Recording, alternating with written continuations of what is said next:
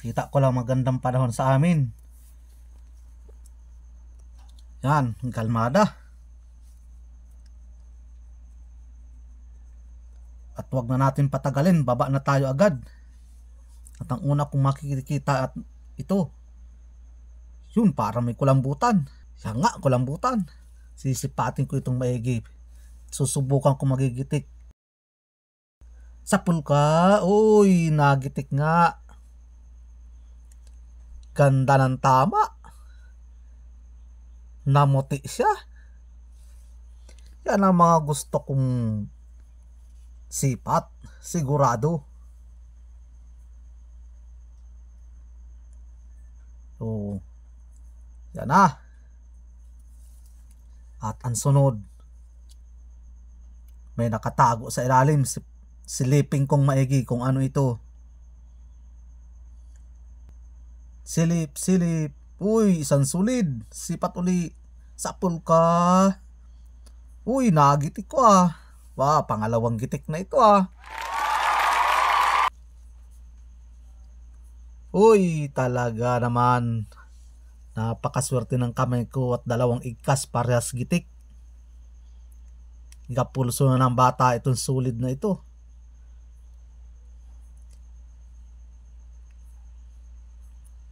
Pa, ano ka pa, nasa ilalim ka? Uy, kanuping. Sipat uli. Kung magigitik. Sipat. Sapul ka. Ay, hindi nagitik. Ang pantatlo kong sipat ay hindi nagitik. Wala tayong magagawa. Ganun talaga ang buhay.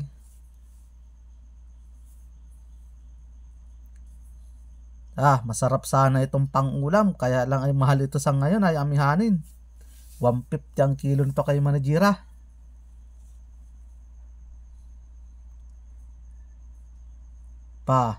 Meron pa. Meron pa sa ilalim ng bato. Malaking bato. Isang mungit. Sipat. Sapul ka. Uy, nakawala pa. Nasaan ka na? Sapul ka uli. Yun, nadaluhan ka ng tama.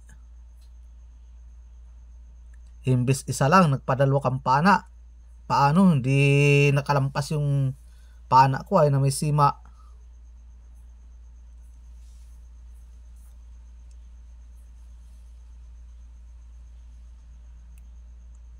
Saan na? Labas na kayo. Ay, ito. May natagpo na naman akong gagamba. Gagambang dagat. Lumabas ka dyan at mapaan ako ng isda. Pakakainin kita. Labas na. Labas at mahanap ako ng mapapana. Mamaya, hanap lang ako. Iwanan muna kita.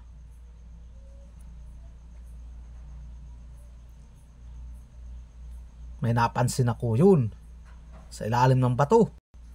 Nakatalikod. Traidor. Sapul ka. Traidor na kung traidor. Walang magagawa. Nakatalikod ka. Jesus. Nakawala pa. Antayin mo lang ako, gagamba. Pag nakuha ko ito, ipapakain ko ito sa iyo. Kanuping na ito. Sapul ka uli. Aba talagang ayaw. Ang hirap talaga pag nakatalikod. Ayan na, sapul ka uli. Wala talaga. Pang-apat na igkas na ito. Yun. Tinamaan na rin ng maganda. O ayan na. Kainin mo na yan.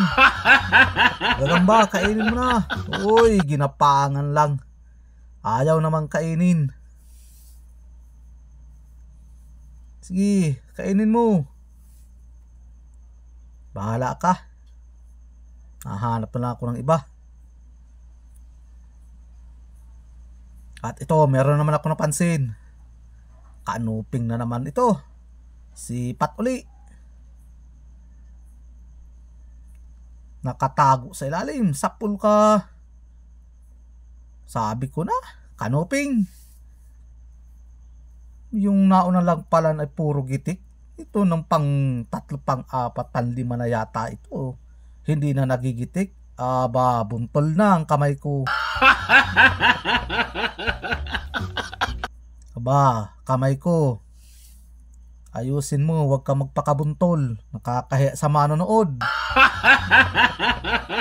At ito pa, meron na naman ako nakita. Uy, sa isang platong malaki. Isang sulid. Sipating ko. Sapul ka.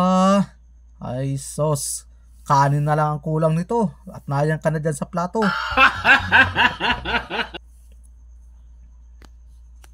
At kung may kanin, ulam ka na. Uy, tayong.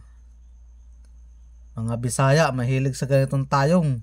Ay ako, di ko kaya kumain yan. Yun, may napansin pa akong isa. Di ko na muna tinanggal sa pana ko itong isang sulid. At ako'y may nakita pa.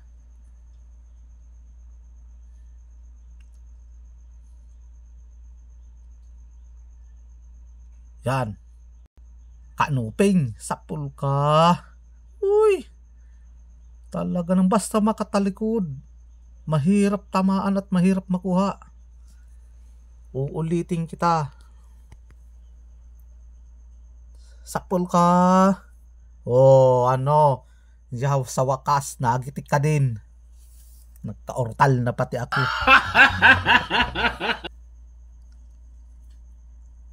Uy, ang laki ng mata mo. Pero ang ganda naman ng kulay kahit malaki ang mata.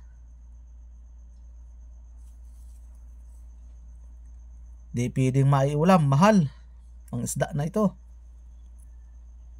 Ayun, may solid. Sipat. Sapul ka. Yun, may isa pa. Magkasama o mag-asawa. Sapul ka uli. Uy, nakabunot pa. Sayang. Naro, habo. Ayaw pakuha. Bahala ka dyan.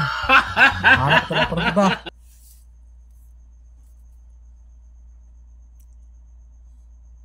Yun, nasa ibabaw. Aba, grupo ito dito sa malaking bato. Sapul ka. Grupo sa malaking bato itong sulid na ito. Naro, nakawala na naman sa akin. Hahabulin kita. Ayan, sipat. Sapul ka. Kala mo makakatakas ka. Hindi ka makakatakas. Ayun, meron naman ulit sa ilalim. Isang mungit. Sa malalim na bato. Sapul ka. Labas na. Uy, nakatanggal pa. Di kita titigilan hanggat di kita makuha. Sapul ka uli. Ayan, nakalampas na yung pana ko sa katawan mo. Kala mo di ka tatalaban. Dalawang pangarga ko sa pana ko kaya malakas ang igkas nito. Hayaan sino man tatamaan, sigurado lampas.